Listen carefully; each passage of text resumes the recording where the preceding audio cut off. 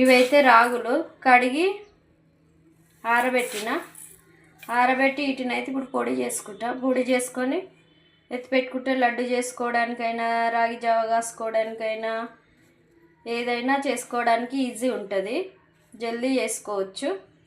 ఇప్పుడు ఎలా చేయాలనో చూద్దాము. అయినా ఇది హెల్తీ ఫుడ్ అంటారు, ఎంతవరకు మనం హెల్తీ ఫుడ్ తింటున్నామో నాకైతే తెలియదు. ఎందుకంటే తినేదంతా కల్తీ కదా.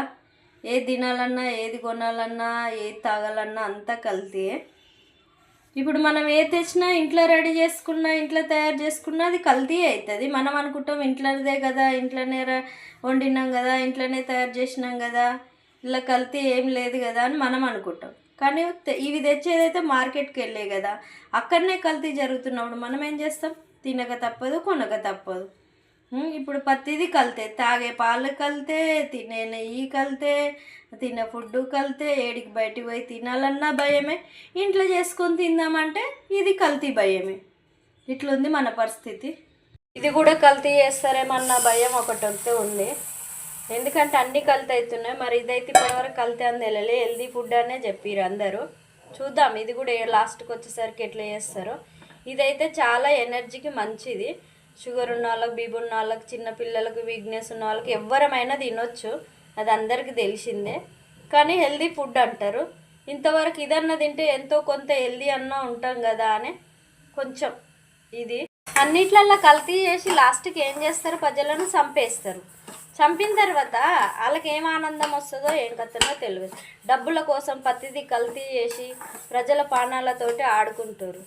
మనం పైసలు పెట్టి కొనాలి, తినాలి, మన పానాన్ని మనం ఖరాబ్ చేసుకోవాలి. అట్లా ఉంది.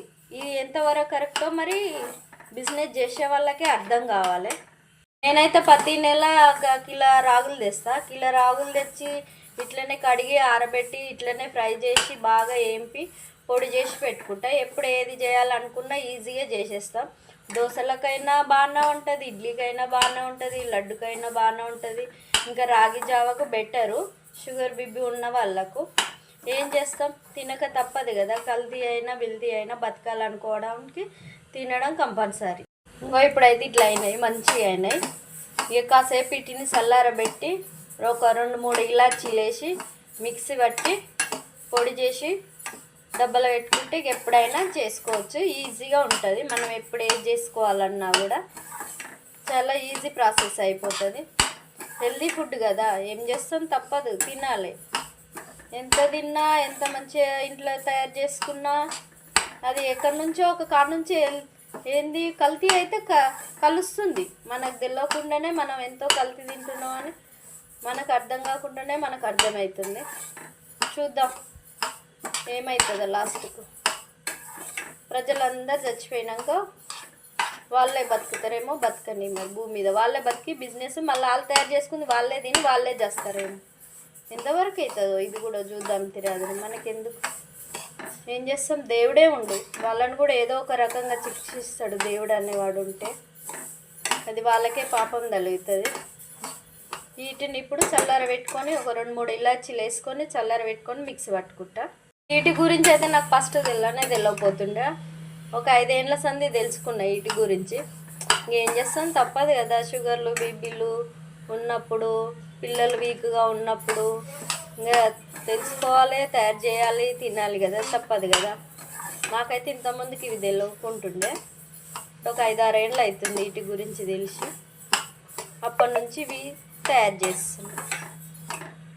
ఇప్పుడైతే రాయి పిండి మిక్సీ పట్టిన పొడి చేసేసిన, ఇంకా డబ్బాలు ఎత్తి పెట్టుకుంటే ఇక రెడీ అయిపోతుంది. ఎప్పుడంటే అప్పుడు వాడుకోవచ్చు. ఇడ్లీకైనా, దోశకైనా, లడ్డు కూడా చేసుకోవచ్చు, ఏదంటే అది చేసుకోవచ్చు. మనకు ఎప్పుడంటే అప్పుడు రెడీ ఉంటుంది. ఇది హెల్త్కి ఎంతో మంచిది, మీరు కూడా చేసి పెట్టుకోండి.